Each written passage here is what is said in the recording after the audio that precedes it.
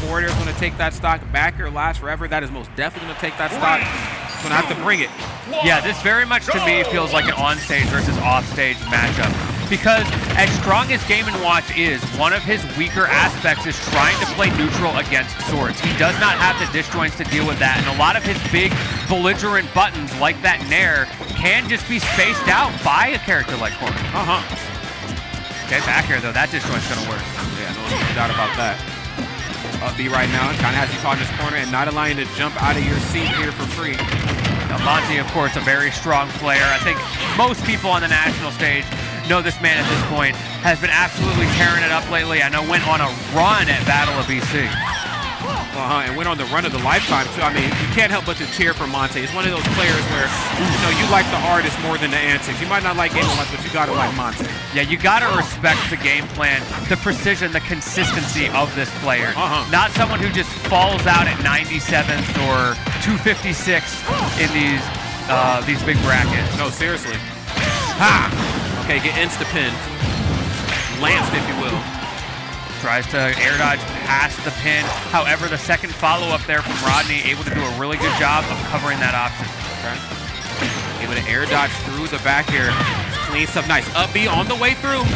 I'm just trying to take this match from one end of the stage to the other, and more importantly, just put on as much extra credit as possible. Nothing off the pin.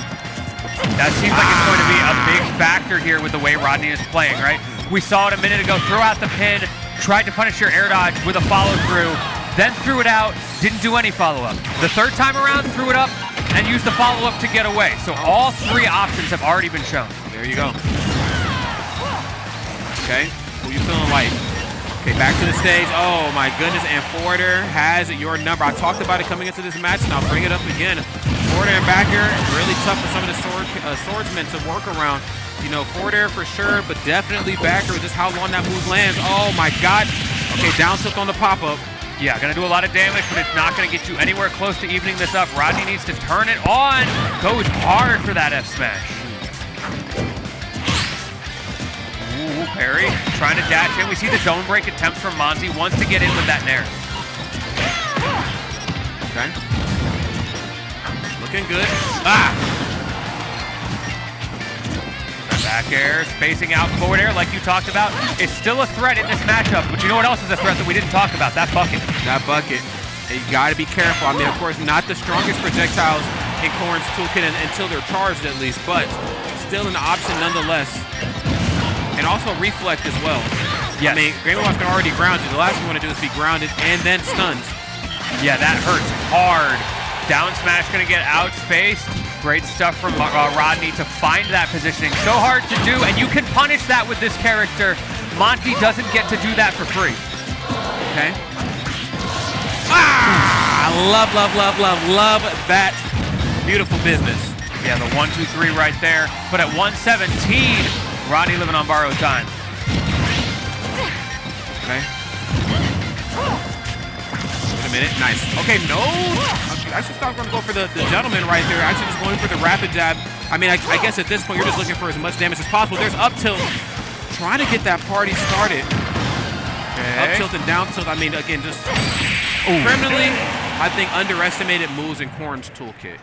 Up tilt, down tilt. They could get some crazy stuff started with Corrin. A little late into the party on when that option was decided to be tossed out, but game number 2, hopefully we can see some adjustments.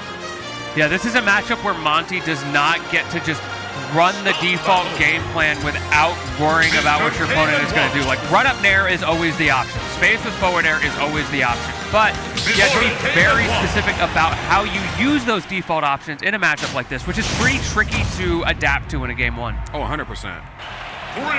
Adaptation is the key, needed to succeed right here.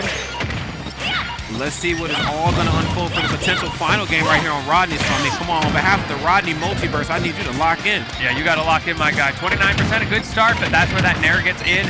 This is the tax that every Game & Watch player makes you pay. Yeah. My man Zacchaeus out here. Right. Oh, there's that back air, but I feel like Rodney Salt couldn't go any lower than that before touching that blast zone. Had to readjust the game plan on the recovery. All right. And yes, even as you're trying to up air your way back down to the ground, I feel like Monte just has you covered. The ground game certainly belongs to him. Ooh. Off the backboard. Great tech there. I'm not teching that. I'll be real. I'm 100% dead. No strong hit on that back air means you're going to live through it. That's another thing we didn't talk about. The tipper back air is not as strong as you would like it to be. No, it is most certainly not. It's no mark for sure. But where I lack in that department, my neutral special kind of makes up. Again, you get too close up personal. The Texas Chainsaw Massacre is here.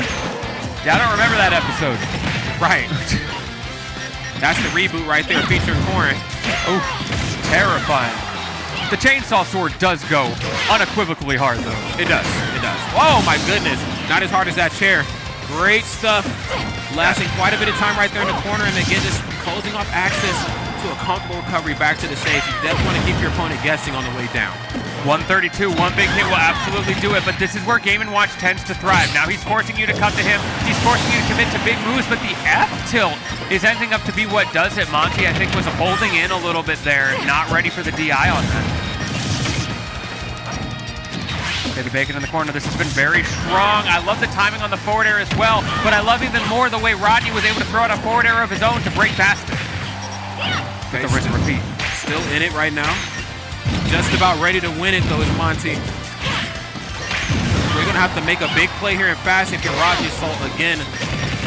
You are doing pretty okay for the most part, but I just feel like that threat of being raised, Corrin just not quite playing out the way it's supposed to. Give me a down tilt. Almost. So much aggression out of the corner from both players, using those offensive aerials off the ledge. We'll have to see if any adaptation comes out of that going into this potential last stock for Rodney. Oh, man. Okay. Oh, nice. And that time I'm actually going to go for the delay on the jab just to make sure all these hits connect. There you go. That's the adaptation. If you're going to keep throwing out nair and forward air off of the ledge, I'm going to punish you for it. Ah, love that. Ooh. Ooh, and the pin tipper. Damn, dog. The instant pin almost for the instant win right here. This could be the difference maker. The Rodneys of the world rising up right now. This is looking like a comeback. It is, man. The multiverse is here. Oh no, don't air dodge that. I mean, as a character who baits out a lot of air dodges, you also have to know how to hold yours in place. Nair on the way down. Yeah, get me out of here. But actually resets to neutral in the corner. That's scary. Monte committing hard with that up smash. Okay. Looking good. Those up air strings have been so hard for Rodney to get past. And again, the bacon in the corner and the air dodge in the classic. And finally, Monte finds Persis with the up smash. Mega unfortunate indeed right there for Rodnysalt. But again, that's one of the few matches in this block where I feel like had we got a best of 5, that matchup could have went a little differently. Because you could sell, like we know we say that a lot, but you can certainly tell when the player's starting to kind of feel themselves and we're starting to like, okay, I understand it a bit more now. And I feel like for Rodnysalt, I mean, he just was looking so good. The Corrin gameplay was starting to become even more polished, and I think